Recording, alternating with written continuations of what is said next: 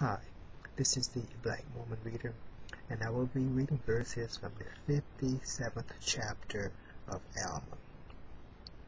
And now it came to pass that as I received an epistle from Alma, the king, stating that if I would deliver up those prisoners of war whom we had taken, that he would deliver up the city of Antiparah unto us. But I sent an epistle unto the king, that we were sure our forces were sufficient to take the city of Antiparah by our force, and by delivering up the prisoners for that city, we should suppose ourselves unwise, and that we would only deliver up our prisoners on exchange.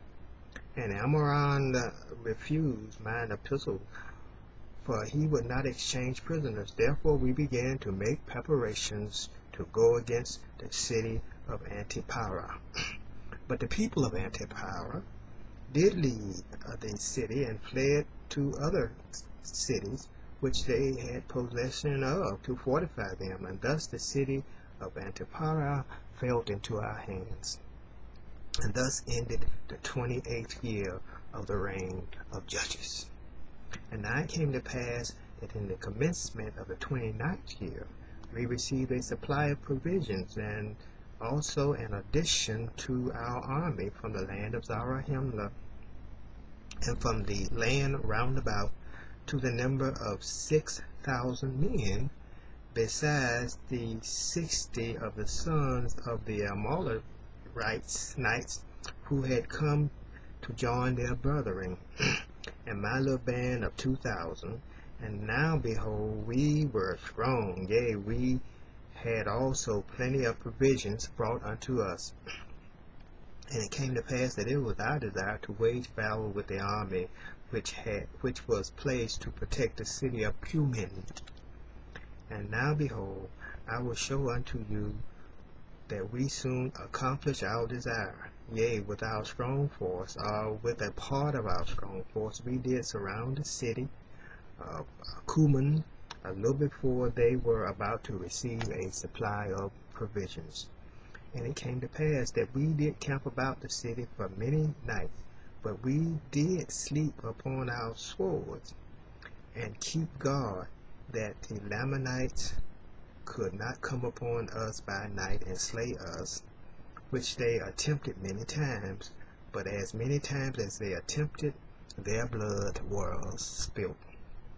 At length their provisions did arrive, and they were about to enter the city, and we, instead of being Lamanites, were Nephites. Therefore we did take the provisions.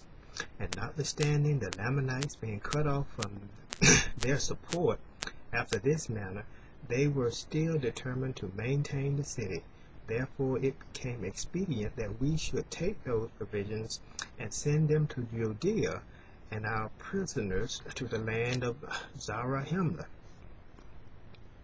And it came to pass that not many days had passed away before the Lamanites began to lose all hope of succor. Therefore they yielded up the city into our hands, and thus we accomplished our designs in obtaining the city of Cumani. But it came to pass that our prisoners were so numerous, notwithstanding the enormity of our numbers, we were obliged to employ all our forces to keep them or to put them to death. For behold, they would break out in great numbers, and would fight with stones, and with clubs, or with whatever things they could get their hands upon, insomuch that we did slay upward to 2,000 of them, after they had surrounded themselves prisoners of war.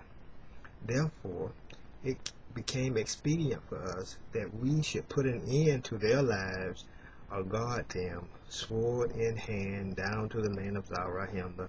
And also our provisions were not any more than sufficient for our own people, notwithstanding that we had taken what we had taken from the Lamanites. And now in the critical Now, in those critical circumstances, it became a very serious matter to determine concerning those prisoners of war. Nevertheless, we did resolve to send them down to the land of Zarahemla.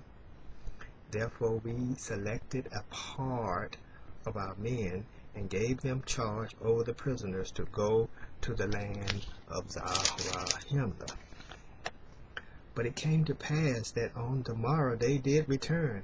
And now, behold, we did not inquire of them concerning the prisoners, for behold, the Lamanites were upon us, and they returned in season to save us from falling into their hands. For behold, Alma had sent to their support a new supply of provisions, and also a numerous army of men. And it came to pass that those men who we sent with the prisoners did arrive in season to check them as they were about to overpower us. But behold, my little band of 2,060 fought most desperately. Yea, they were firm before the Lamanites, and did administer death unto all those who opposed them. And as the remainder of our army were about to give way before the Lamanites, behold, those 2,060 were firm and undaunted. Yea, and they did obey and observe to perform every word of the command with exactness. Yea, and even according to their faith it was done unto them. And I did remember the words which they said unto me, that their mothers had taught them. And now behold, it was these my sons, and those men who had been selected to convey the prisoners, to whom we owe this great victory. For it was they who did beat the Lamanites, therefore they were driven back to the city of Mantiti. And we retained our city Cumene, and were not all destroyed by the sword. Nevertheless, we had suffered great loss. And it came to pass that after the Lamanites had fled, I immediately gave orders that my men who had been wounded should be taken from among the dead, and caused that their wounds should be dressed. And it came to pass that there were 200 out of my 2,060 who had fainted because of the loss of blood. Nevertheless, according to the goodness of God, and to our great astonishment, and also to the joy of our whole army, there was not one soul of them who did perish.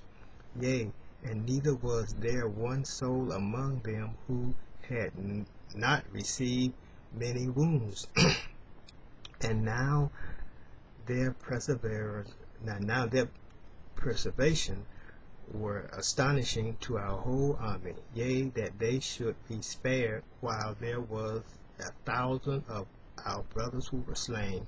And we do justly ascribe it to the miraculous power of God, because of their exceedingly faith in that which they had been taught to believe, that there was a just God, and whosoever did not doubt that they should be preserved by his miraculous power.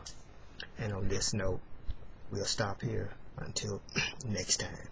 This is the Black Mormon Reader.